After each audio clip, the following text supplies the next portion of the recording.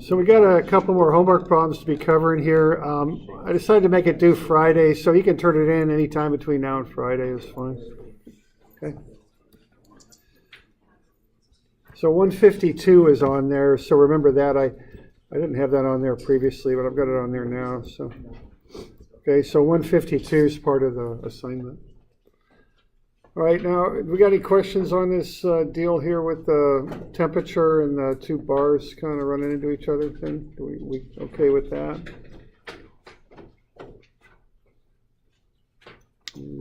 Questions on that?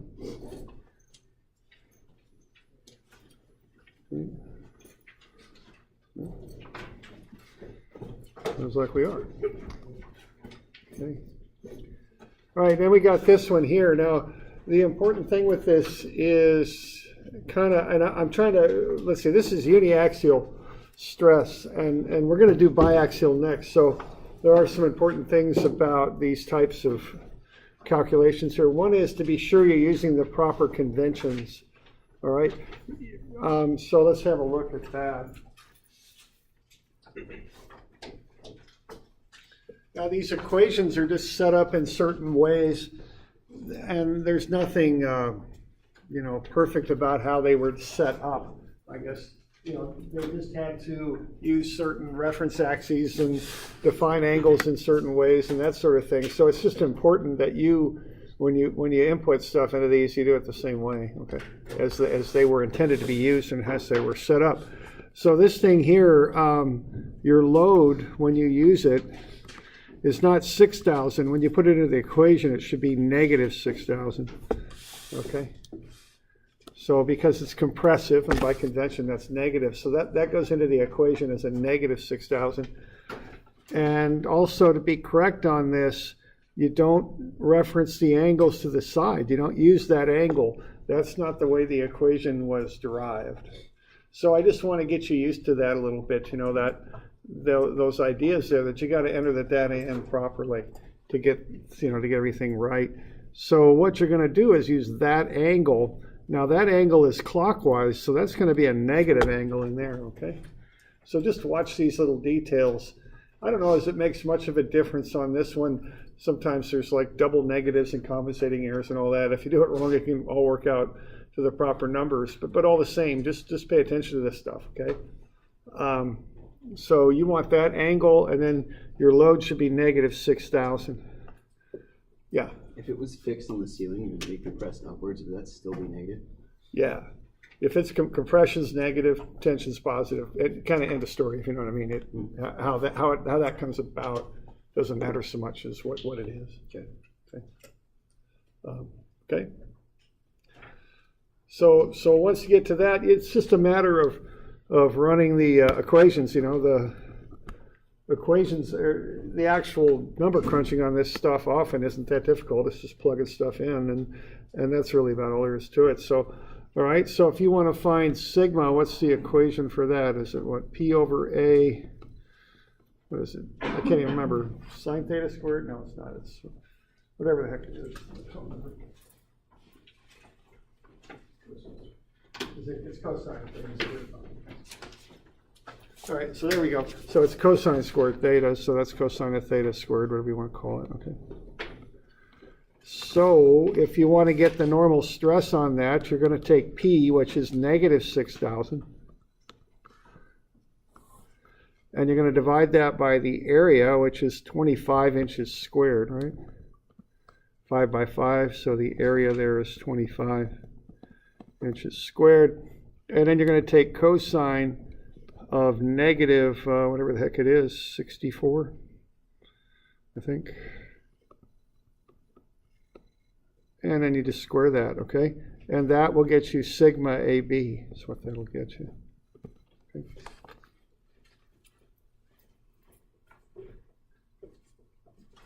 So that's the deal with that. And on this one, the uniaxial is pretty straightforward. You can, like I say, there's some things with the trigonometry on that, and there's some other things with sines and whatnot, where things often kind of compensate and come out in the wash if you make some bad assumptions.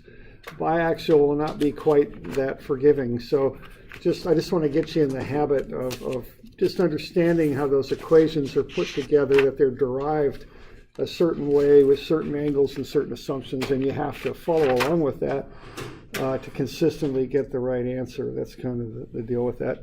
So that'll come out to be negative 46.1 pounds per inch squared. Okay, and that, that's about it on that one. And there you also do the shear, but again, it's just an equation, so find it on your equation sheet and plug it in. I mean, that's about it.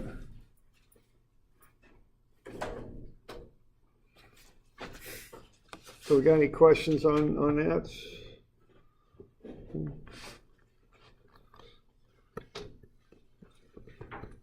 Okay, you want to find tau AB, the shear on AB, and then you want to find sigma max and tau max.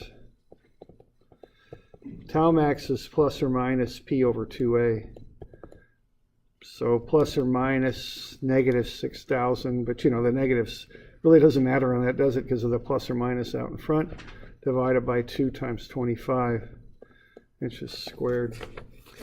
And that's plus or minus 120 pounds per inch squared. That's what you got there.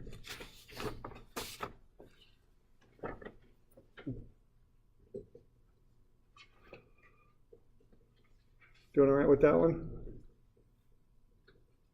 Okay.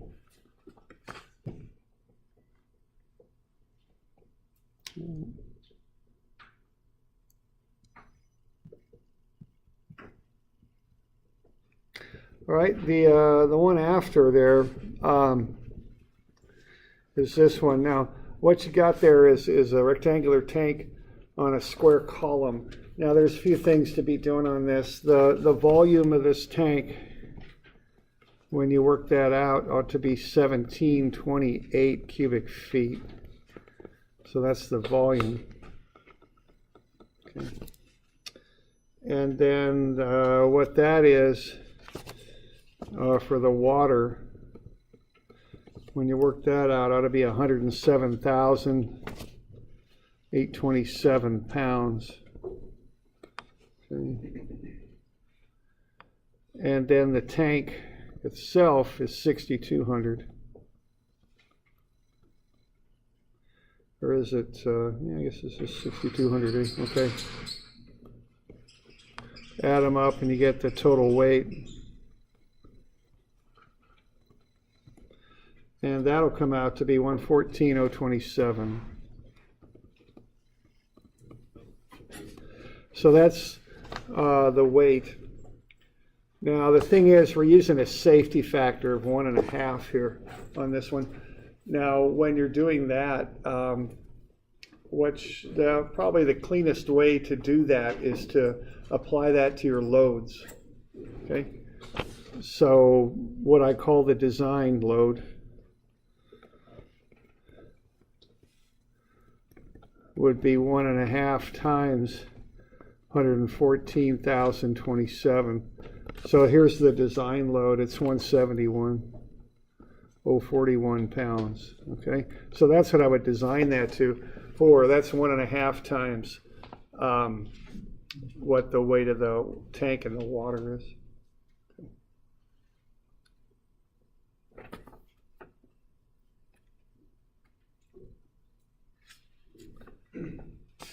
Got any questions on that so far? You doing all right?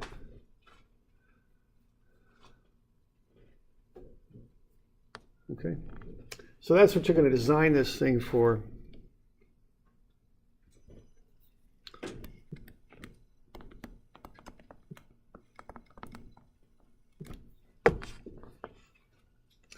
All right, now what you're doing here, you're not given the size of the column. So what you're doing, you're just rearranging the equation to solve for the size of the column, and the size of the column is the area. So what you're doing here is, you got this column like so.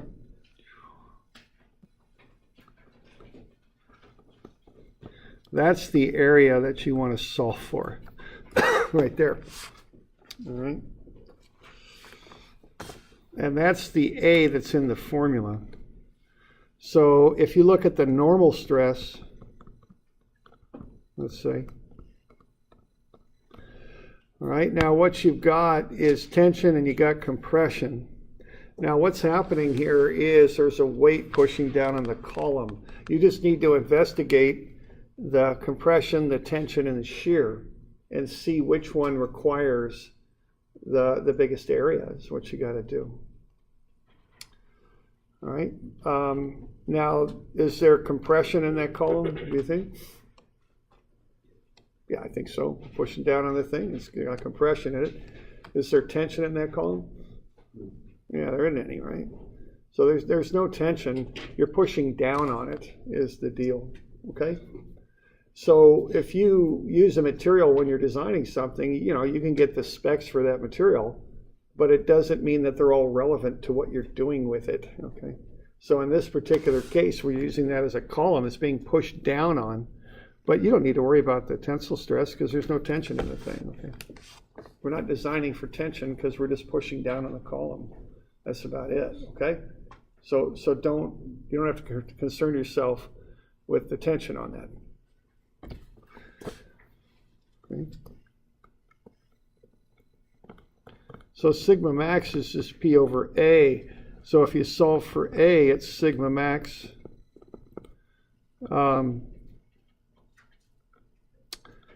over, let's see here, it's P over sigma, yeah, sorry, gotta turn it around there. P over sigma max. All right. So what you got there is 171,041 pounds divided by 3,600 psi. And this will get you an answer in square inches. And that comes out to be 47.5 inches squared. So what you're doing, you're just backing into what the area would be to get you the given stress. That's what you're doing with this stuff, okay? So if you take the square root of 47.5, being as you got a square there, you'll get 6.89 inches. Now, I don't think we want to be using those dimensions, so we'll factor it up to the nearest inch. Okay, so get your answer and push it up to the nearest inch. Now, you've got some other stuff to check on this. Just be sure you do that and see if you can come up with the required dimensions of the column. Okay.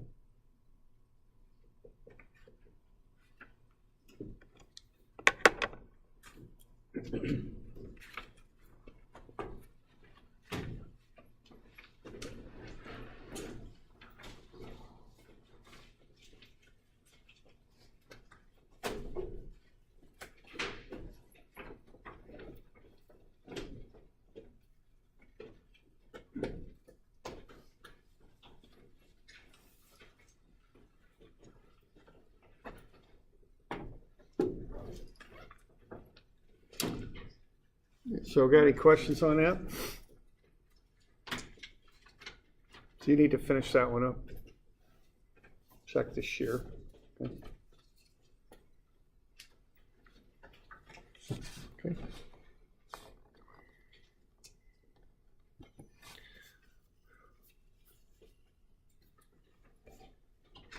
Okay, so that stuff you can turn it in any time, between now and Friday.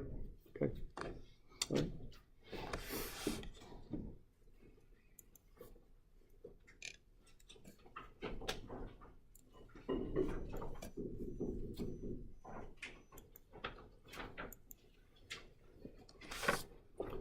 All right, so we'll keep going with this stuff. We'll have a look here at biaxial loading. And that's a lot like what it sounds like. Bi means two, axial means axis. So this is loading from two different directions on two axes is what this is, okay? And as I mentioned, you could look at this plate here as it's loaded in two different directions. I don't know what's going on with that thing, but maybe these beams are pulling that away. These struts might be pushing up. So if you look at a little element in there, it's going to get loads in different directions here, okay? So, I don't know, it might be loaded up something like that. I don't know. Whoops. I want to get that turned around. Hard to say, but, we'll just, whatever. Okay. Now, if you have a gusset plate on a truss, holding like that, you could look at this. And again, you'll have different loads on this thing. There might be some shear loads. There might be some normal stress loads. Who knows what's going on? But that plate is going to have loads coming in different directions.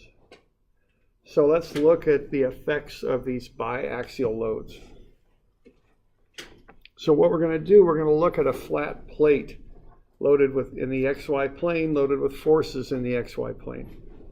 Now, we're going to get into this later, but there's some standard equations you can use to generate what these forces and stresses might be in the XY plane. So and what we're doing, they're considered to be knowns.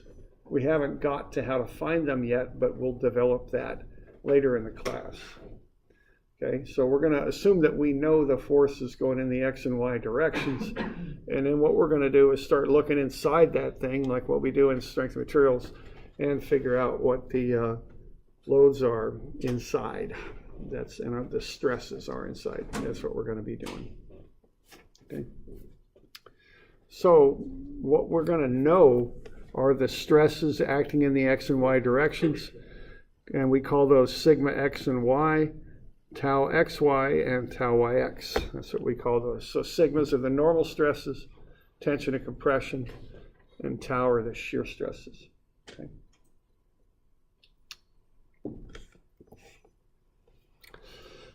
So we got some nomenclature here. Sigma, of course, is normal stress. Tau is shear stress. Sigma X is the normal stress in the X direction. Right there. Okay. Sigma Y is the normal stress pushing or pulling in the Y direction. It's doing that. Okay. Now we got tau YX and tau XY, and we got to keep those straight. So let's have a look at what those are. Tau YX, the first letter refers to the plane on which it acts. Remember that a plane is defined by the axis normal to it. So the Y plane has the Y-axis normal to it. And then tau YX is the stress on the Y plane that acts in the X direction. So that's that one, okay? Acts on the Y plane, acts in the X direction. Okay. You've also got tau XY, and that does, the opposite, basically. It acts in the X plane and goes in the Y direction. So there's tau XY, okay? So that's how you name the stresses, okay? And which direction they act.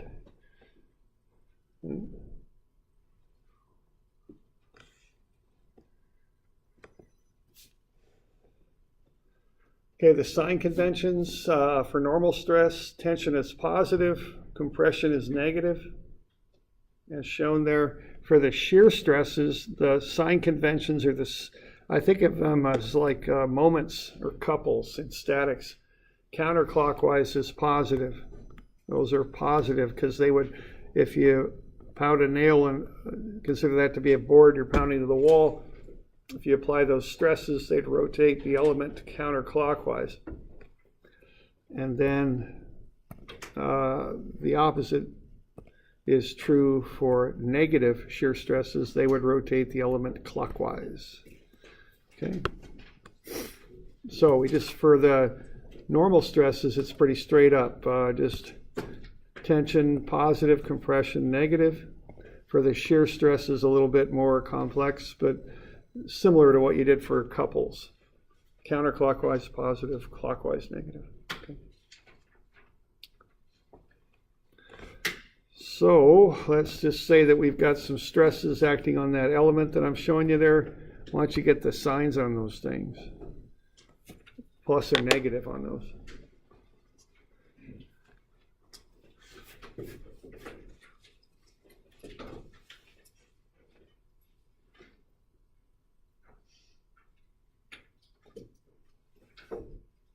Any questions you don't let me know?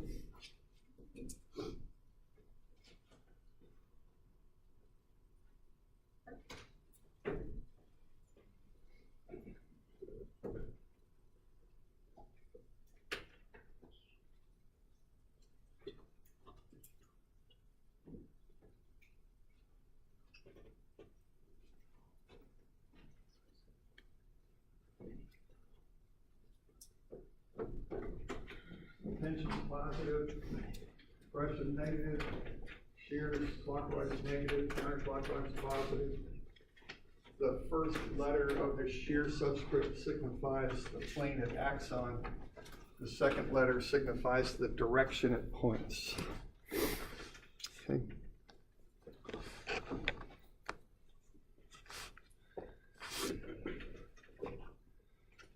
Okay.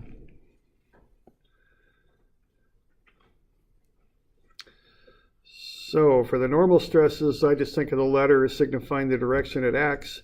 So sigma x is in the x direction. That looks pretty positive to me because it's pulling. Sigma y looks rather negative to me because it's pushing. Y'all okay with that? Now the shears, tau x, y acts on the x plane and it goes in the y direction. So remember, the x plane is normal to the x axis, okay?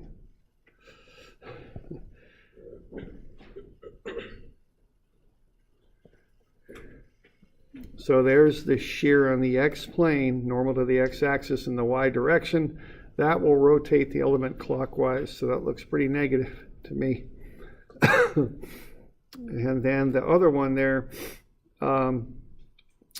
which will be tau yx, that's on the plane that the y-axis is normal to, and it acts in the x direction, so that's that one, and that's positive.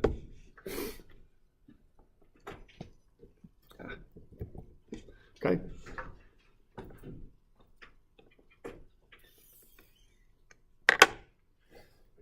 Doing all right with that?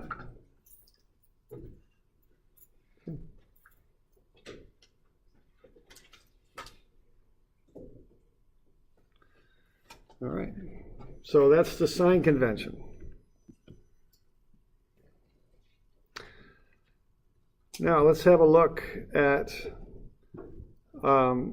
how these stresses relate to each other, because what we're doing here, we're pulling out a little element out of a plate. I think of it as being one of them little calculus element kind of things, very negligible dimensions. So if you remember that stress times area gets you force, you can do equilibrium with these. If we just look at the normal stresses, sigma x to the right would act on an area of dy dz. Sigma x to the left would act on an area of dy dz, so the areas cancel. And what we can see here is the sigma x to the right equals sigma x to the left. For equilibrium, they equal each other. Being that's this little square element, and those two areas that they act on are equal. Same thing here, sigma y up equals sigma y down. So the sigma x's equal each other and the sigma y's equal each other. Okay, just by doing a little bit of equilibrium there. Now you can do the same thing for shear. All right, if we look at the vertical shears, we got tau xy on the right side. Did I switch those? Oh, whoops. I guess I started with tau yx, didn't I? So let's start with that up top. So we got tau xy to the left, and that will act on an area of dx dz. That's negative because it's going to the left. Then we got tau yx going to the right, and that acts on an area of dx dz. So the areas cancel, so the stresses equal each other. So what we're seeing here, the stresses on opposite planes, and I could apply that same argument here for tau xy. They're equal, okay? The normal stresses on opposite planes are equal and opposite. The shear stresses on opposite planes are equal and opposite, okay? Now, you can go one step further with the shear. You can do a moment analysis there about A. Let's have a look at that. So what we would have here, we could look at tau yx. That acts on an area of dx dz on that little element, and it has a moment arm equal to dy. So that's going to cause a counterclockwise moment, so that's positive.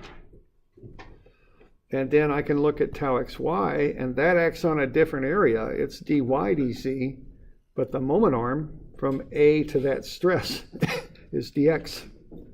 So in each case, I got dx, dy, dz. They're in different orders, but no big deal there. That's a commutative. So they're multiplied together, so we can use the commutative law. So what we come up with there is tau yx equals tau xy. So when we put all this together, what we end up with is that the shears are equal on all four sides of an element that we're pulling out and analyzing, and the opposite normal stresses are equal. Now the directions, darn it, are such that they'll fall into certain patterns, okay? So the normal stress directions are always opposite and always opposite. So if you got an up stress here, you got a down stress there. They're both tensile. If you got a right stress on this side, you got a left stress on that side. So on opposite planes, the normal stresses are equal, and they're either both tensile or both compressive. Okay. So you know if this is just for example, if I've got an element like that and I just have normal stress acting on it, if that's 30 megapascals, the one on the other side will be 30 megapascals for equilibrium. And if this is 20 megapascals compression on this side, it'll be 20 compression on the other, okay? That's just how these things work, because they're in equilibrium. Now the shear has even more kind of relationships, because the shears on all sides are equal. So if I've got a shear pattern, if I've got two shears like that, and I know, what they are, they're equal, so let's say they're 50 megapascals. They'll both be 50. And I also know that the shears on the opposite sides act the opposite directions. So instead of up, that one's down. Instead of right, this one's left. And the magnitude of all of these are 50. Okay. So the shears end up meeting at corners, opposite corners. So shears either go northeast and southwest, or they go northwest and southeast, one or the other. That's how they point. Okay.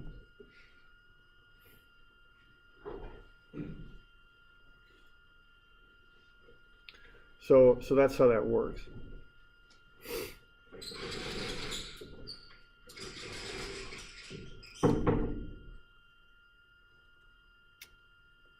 So there we go. So any questions on that? Safe to assume no one's going to sneak up on us through that door, isn't it?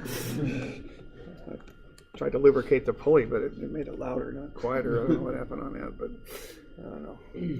All right. So we good? So I've got a little note to that effect that the shears will point to the northwest southeast or to the northeast southwest. Okay. Now, what I've been telling you here so far is strength of the materials involves a bunch of simple relationships that you have to remember. That isn't going to hold true anymore. We're going to get into a fairly involved equation here. What we're going to do is we're going to take a little differential element and we're going to do an equilibrium analysis of it. We're going to cut a corner off and we're going to look at that, all right? So what we've got here is a plate, and that plate has some thickness to it, and we're going to look at the stresses that act on it. Now we know tau xy, tau yx, and sigma x and sigma y. We're assuming that those are knowns, because when you do your basic analysis, when you're doing design work on different types of objects, you can figure those out. What we're going to want to figure out next, though, is what's the stress acting on an angled plane at some arbitrary angle theta measured counterclockwise from the vertical. Okay. So let's figure that out. And this is going to involve some equilibrium analysis. So what we're going to do, we're going to start off with a plate like that. We're going to cut a corner off, and we're going to look at what we cut open. You know, that's what we do in strength of materials, and we're going to find the stress on that plane. Kind of like what we did with our uniaxial, we're going to do it for biaxial this time. And we're going to do it with equilibrium analysis. So what we're going to have to do is find the forces introduced by all four of these stresses. Again, those are considered to be knowns. We could find those if we're designing a beam or a torsion shaft or whatever the heck it is we're designing. Okay, we can find those. What we're interested in is what's the stress inside this thing at some given angle. All right. Now, let's see. We want to get, so we got any question on what we're up to here? I'm doing some equilibrium analysis. Our goal is to find the stresses at an angle. Now, we good? Okay. So notice the angle is counterclockwise from the vertical plane. That's the convention. Now what we got here, we've got this angle theta that cuts as shown right there. That's kind of our starting angle. That's given by opposite angles geometrically. That would be theta also. We're going to put in an XY axis system and also an X1 Y1 axis system. The X1 Y1 axis system will be oriented to that plane. Y1 is parallel to the plane. X1 is normal to the plane. So that would be called the X1 plane because the X1 axis is normal to it. Okay. So if we superimpose those two axis systems together, we get a right angle there. So we got 90 and then we got theta up there. So if we take 90 minus theta, we'll get that angle right there. And then we got another right angle right there between X and Y. So if I take 90 for that minus 90 minus theta, that'll get me theta back again. So what I've got here is just a little chart that shows what angles are where. They're either theta or 90 minus theta, okay? So that little chart there shows what those are. And then what I'm going to do is I'm going to start taking these known stresses and I'm going to start figuring out what sort of force they apply, okay? Because I'm going to do an equilibrium analysis, and you can't do equilibrium with stresses. You got to do it with forces. Okay? So what I got here, I got the X1 and the Y1 axis. I'm going to do a sum of F X1 and a sum of F Y1 is what I'm going to do. I'm going to get everything normed to that angled axis system. And I'm going to call the area of this inclined face ds, because that's a little differential element, so that'll be ds. So using just a bit of trig here with that angle being theta, this adjacent side will be ds cosine theta for its area. And the opposite side, side opposite that angle, the area will be ds sine theta. Okay.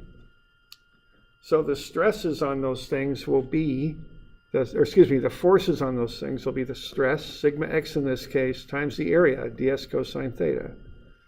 Tau xy, ds cosine theta. Tau yx, ds sine theta. Tau xy, ds sine theta. Or excuse me, sigma y, ds sine theta right down there. Okay, those are the forces. Okay. Now, what I'm going to do is I'm going to sum forces in the x1 direction. That's how I'm going to approach this for starters. So if I do that, what I'm going to have is sigma x ds, sigma x1 ds positive. Okay, that's right there. And opposing that will be all four of those applied stresses, sigma x, sigma y, tau xy, tau yx. So I'm going to have sigma x ds cosine theta, but I want this component of it right there. So that'll be times cosine theta again. So what I'm going to have there is sigma x cosine theta ds, which is the force, times cosine theta to get the proper component of the force in the x1 direction. So there you go. There it is. And I'll just proceed like that. I got sigma y ds sine theta times sine theta again, and that will get me this component. I'm using the side opposite that angle theta, so it's sine theta that I use to get the component I want. I'm going to have tau xy ds cosine theta times sine theta to get this component for the opposite side. And then tau yx ds sine theta times cosine theta because it's an adjacent side. And if I do all that trig there, I'm going to get those four forces now. I'm taking those angled stresses, turning them into forces by multiplying by the area, and then doing trig to get them the proper component that acts in the x1 direction. So they're all negative, and there they are. Okay. Notice I've got ds in every term, so I cross it out, and I can take all those negative sigma x, sigma y, and tau xy, tau yx terms to the other side of the equation. They'll become positive, so I'll get what sigma x equals, sigma x1. And here it is, sigma x cosine squared theta plus sigma y sine squared theta plus 2xy sine theta cosine theta. That was changed trigonometrically. What we're doing here for starters, we're using the fact that tau xy and tau yx equal each other to substitute tau xy in for here, okay? So that got us at 2 tau xy. Then we do some half-angle formula substitutions, plug those in, collect terms, so sigma x times 1 over 2 is right there. Sigma y times 1 over 2 is right there, so that's sigma x plus sigma y over 2. Sigma x cosine 2 theta over 2 minus sigma y cosine 2 theta over 2 is right here. And then the 2's cancel, and I get tau xy sine 2 theta. So, that was very exciting, I'm sure, and that's the result we get right there. And that's an important one, so mark that one, okay? We use that a lot. So we're kind of changing modes here. We're not doing simple little relationships that we string together anymore. We got a fairly complicated relationship here, okay? And so that's equation 25 is what that is. And what that does, that assumes that I know sigma x, sigma y, tau xy, and the angle I'm interested in. I plug all that stuff into this equation, and what I get out is the stress on that angled plane that's oriented at an angle theta with the vertical. Theta is positive counterclockwise. So if you got a calculating device you like to use, if that's your calculator or Excel or whatever the heck it is, once you get that in there, okay, program it and put it in. Because you'll be using it this term, and there'll be other terms when you're using this stuff, both mechanical and civils. So it's very common formula used all the time. I'd put it somewhere because, one, it's kind of time consuming and boring to have to plug everything into it and run the numbers, and two, you can make errors on it because it's got enough stuff in it. So just get it somewhere. Put it in Excel. I think I've got a copy of it, maybe in Excel on my Moodle page anyway. I might have a look. I can't remember if that's up there or not. But just get that thing programmed somewhere, okay?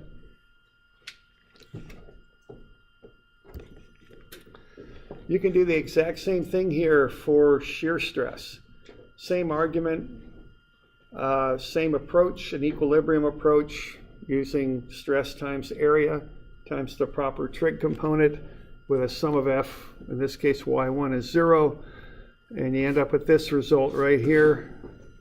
I won't go through it all because I think it's a little bit boring to go through it, but the basic idea is just static equilibrium with force being stress times area, and then throwing a bit of trig at it to get everything in the right direction, okay?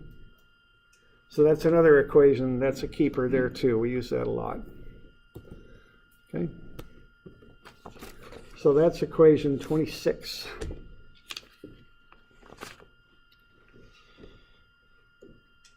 All right. So we know sigma x, sigma y, and tau xy. We want to find the stress at an angle. Why don't we figure some of this stuff out? We got any questions on this?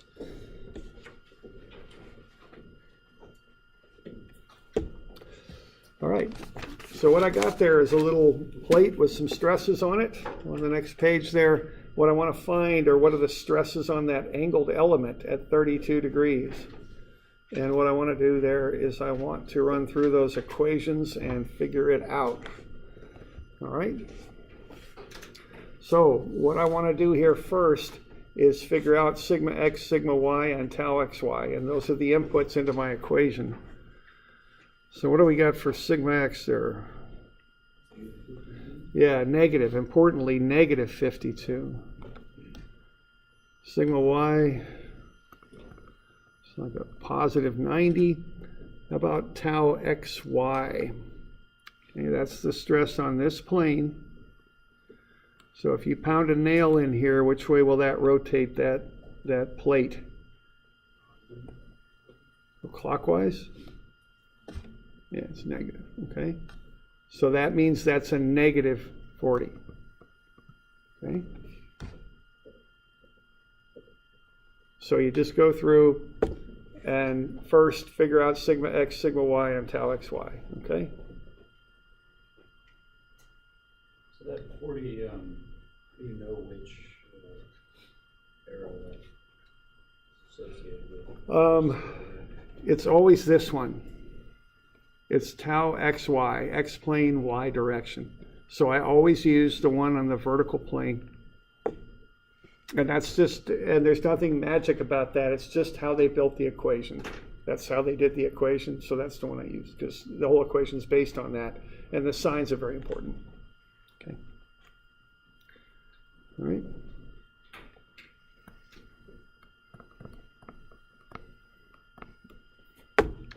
Okay, theta is 32 degrees. That's the one I'm looking for. That is how the equation's built into, how the angle's built into the equation. Vertical plane, counterclockwise angle is positive. So that's 32. And then I just plug that stuff into the equation. All right. So I take sigma x plus sigma y over 2 plus sigma x minus sigma y over 2 times cosine 2 theta plus tau xy sine 2 theta. Theta is 32. The formula calls for 2 theta, which is 64. And I just plug into that equation. And again, it's a long, boring equation. There's a fairly, decent probability for hitting the wrong button somewhere, so I just get that programmed on your TI or on Excel or on MATLAB or just somewhere where you'll have it. Just saves a lot of trouble. It's worth the time to do it for all the times you'll run the numbers on this thing. Okay, so I get negative 48.1.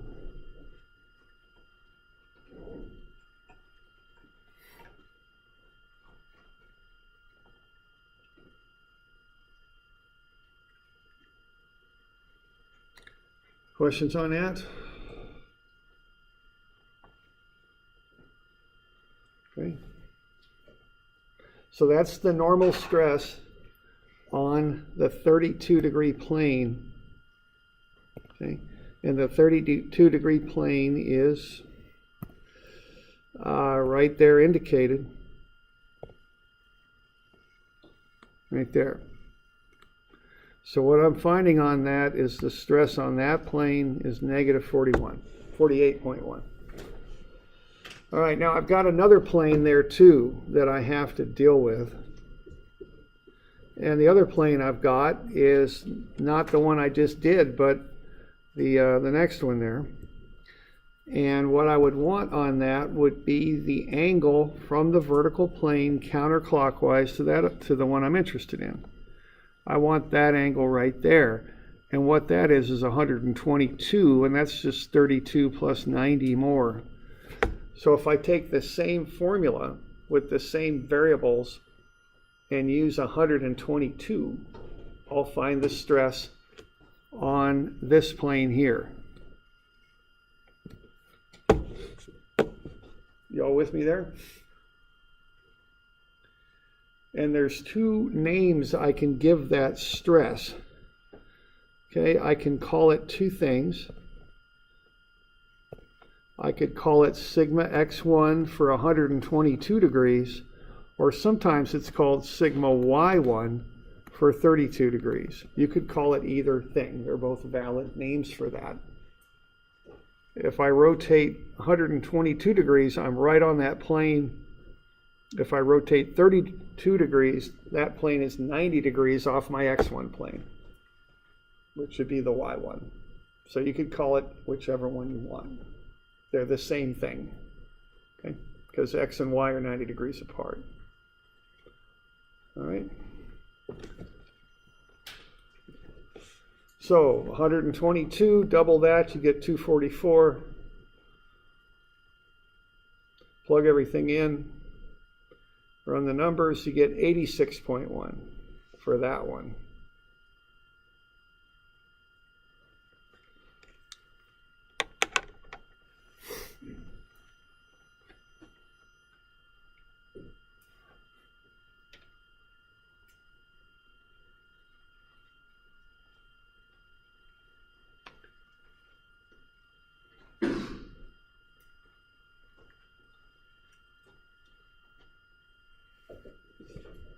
Yeah, question there. So the 122 degree angle, that's the angle from the negative x-axis? It's that angle right there. From the reference plane that we use, the vertical plane, counterclockwise to the plane we're interested in. Right there. Oh, okay. Okay? Just 90 plus the 32. Okay. All right. Now, there's a little shortcut equation you can use if you want, and that's shown right here. We'll develop this one later. That's equation 31.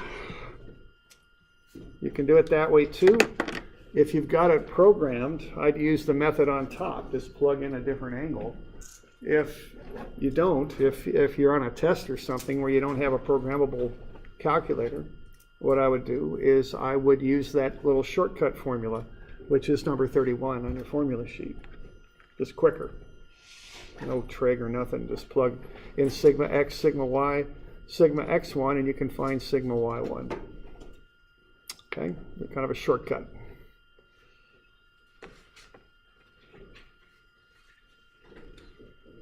Okay? Hey David, Yeah. the negative would be 2 plus 90 over 2 in parentheses. Should it be a minus 90? Where here? Yeah. Yeah, you're right. Thanks, that's a typo. So should have a negative minus 90 because the formula is for negative.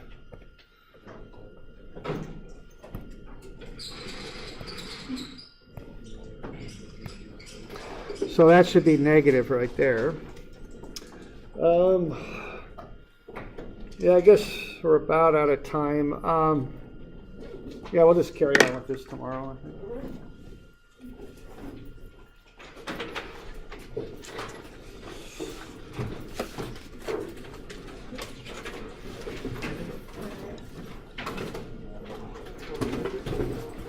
So I'll shut this thing down here.